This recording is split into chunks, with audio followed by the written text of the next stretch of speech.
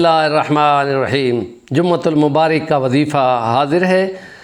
حضرت ابو ہریرہ رضی اللہ تعالی عنہ کی روایت ہے کہ نبی پاک صلی اللہ علیہ وسلم نے فرمایا، اے ابو ہریرہ، لا حول ولا قوت الا باللہ، بہت بڑا عمل ہے، اس کو صبح و شام ضرور پڑھتے رہا کرو۔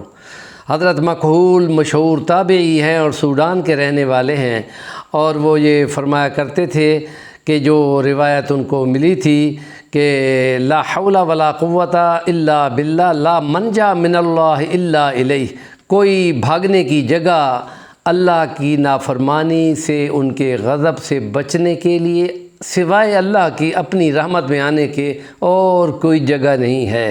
یہ مراد ہے لا منجا من اللہ الا الیہ، اور اس لیے پھر نافرمانی اور معصیت سے بچنا بہت ضروری ہے۔ اس لیے کہا کہ کوئی بھی نہیں بچ سکتا اگر اللہ کی مہربانی نہ ہو، ولا قوت، اور کوئی طاقت نہیں پا سکتا کہ کوئی نیکی کرے اللہ کی مہربانی کے بغیر۔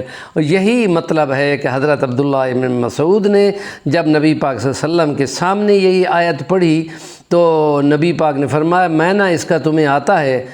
تو آپ نے فرمایا، یہ صحابہ کا معمول تھا کہ اللہ و رسولہ عالم، اللہ اور اس کے رسول زیادہ جانتا ہے۔ آپ نے فرمایا لا حول سے مراد ہے گناہوں سے بچنے کی طاقت اللہ کی رحمت کے بغیر ممکن نہیں ہے، ولا قوت، کو نیکی کرنے کی قوت اللہ کی رحمت کے بغیر ممکن نہیں ہے۔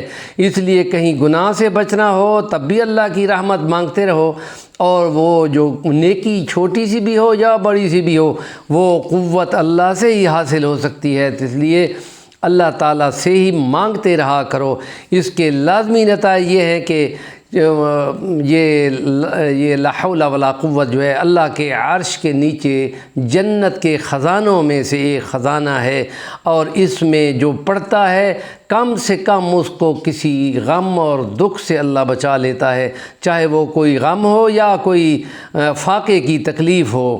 اور نبی پاک صلی اللہ علیہ وسلم جب معراج پہ تشریف لے گئے تھے تو حضرت ابراہیم علیہ السلام نے حضرت نبی پاک صلی اللہ علیہ وسلم کو فرمایا تھا، اے محمد میرا بیٹا، اپنی امت کو بتا دو کہ یہ لا حول ولا قوت الا باللہ جنت کے اندر باغ لگانے والی بات ہے، زیادہ سے زیادہ پڑھو اور زیادہ سے زیادہ باغ لگاؤ۔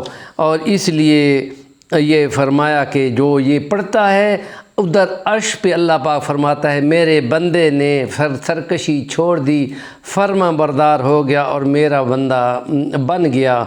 اس لیے یہ کلمے بہت زیادہ کامل ہیں اور اچھے ہیں اور مشکلات کا حل بھی ہیں، اور اس لیے ان کو زیادہ سے زیادہ کم سے کم ایک تسبیح صبح اور ایک تسبیح عصر کی نماز کے بعد ضرور پڑھنی چاہیے۔ 3 منٹ زیادہ سے زیادہ لگیں گے۔